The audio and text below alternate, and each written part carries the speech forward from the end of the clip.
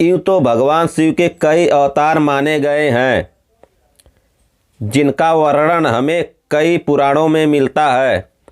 शिव पुराण में हर एक अवतार के बारे में विस्तार से बताया गया है। उनके हर एक अवतार की हमारे इतिहास में एक विशेष भूमिका है। पर आज हम उनके ऐसे 3 अवतार के बारे में बात करेंगे जिनके बल, पराक्रम और शक्ति की कोई सीमा नहीं थी। काल भैरव अवतार।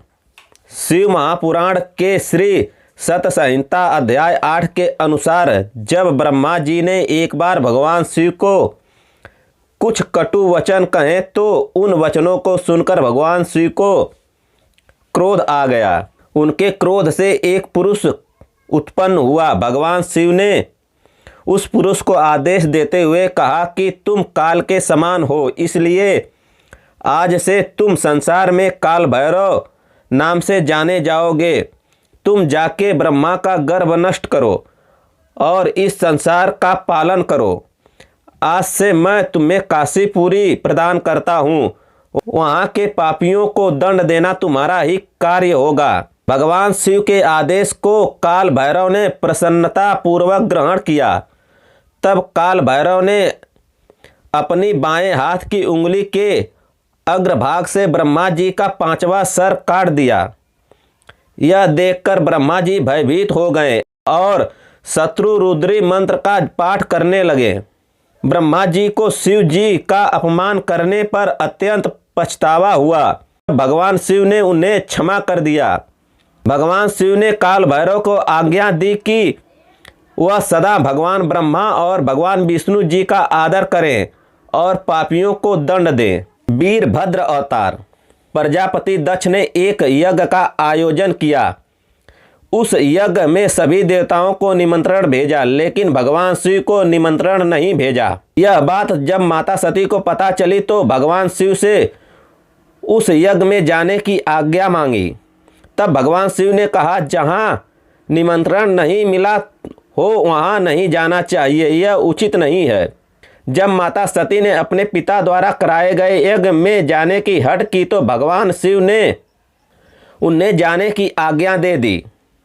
उस यज्ञ में दक्ष ने भगवान शिव का घोर अपमान किया। यह अपमान माता सती सहन नहीं कर पाई और उसी समय अपने प्राणों की आहुति दे दी। तब भगवान शिव ने क्रोधित होकर दक्ष प्रजापति के यज्ञ को भंग करने का निश्चय किया और वहीं उन्होंने अपनी एक जटा को निकालकर रोषपूर्वक धरती पर पटक दिया और उस जटा से महाबली वीरभद्र प्रकट हुए। अभी भगवान शिव ने एक जटा और उखाड़कर फेंक दी। उस जटा से भद्रकाली को उत्पन्न किया जो बड़ी भयंकर दिखाई देती थीं। क्रोध में आकर भगवान शिव ने वीरभद्र और भद्रकाली से कहा, तुम तुरंत जाओ और दक्ष का यज्ञ भंग कर दो और उसका मस्तक काटकर मेरे सामने लाओ। यदि कोई देवता, गंधर्व, यक्ष अथवा कोई भी तुम्हारा सामना करने के लिए प्रस्तुत है तो उसे भी भस्म कर डालना। तब वीरभद्र और भद्रकाली ने जहाँ यज्ञ हो रहा था वहाँ के बाहरी इलाकों को तहस नहस कर दिया। पहरेदार उन्हें रोकने की कोशिश की तो उन्होंने उन सबके सिर काट दिए। जितने भी देवता वहाँ उपस्थित थे उन्होंने यज्ञ की रक्षा करने के लिए अपने वाहनों पर सवार होकर वे सभी वीरभद्र और भद्रकाली को रोकने के लिए निकल पड़े। तभी वीरभद्र ने कहा, तुम सभी इस दुष्ट के समर्थन में अंधे हो गए हो और तुम सभी भगवान शिव के अपराधी हो।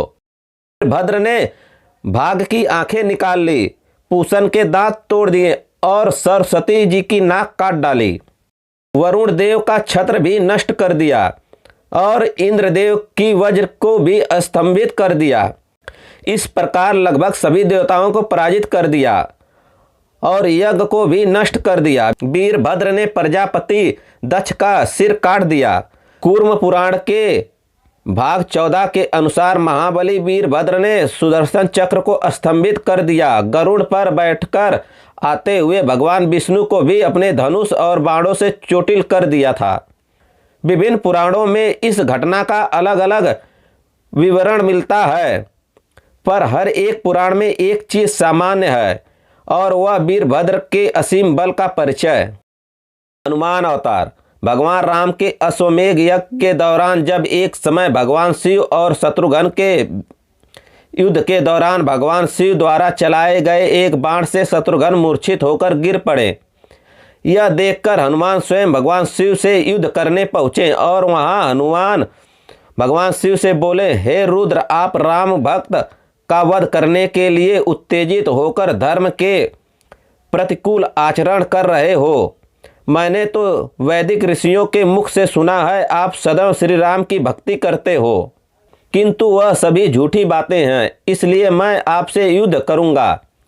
शिव जी बोले, हे कपिश्रेष्ठ, तुम वीरों के प्रधान हो, तुमने जो कहा वह सत्य है, किंतु मेरा भक्त उनके अश्व को ले आया है। अश्व के रक्षक शत्रुघ्न इस पर चढ़ आए हैं। वीरमणि मेरा भक्त है, वशीभूत होकर मैं उसकी रक्षा के लिए आया हूँ, क्योंकि भक्ति का अपना ही स्वरूप होता है। भगवान शिव के ऐसे कहे जाने पर हनुमान जी ने एक बड़ी सी शिला उठाकर भगवान शिव के रथ पर दे मारी और वह रथ चूर चूर हो गया।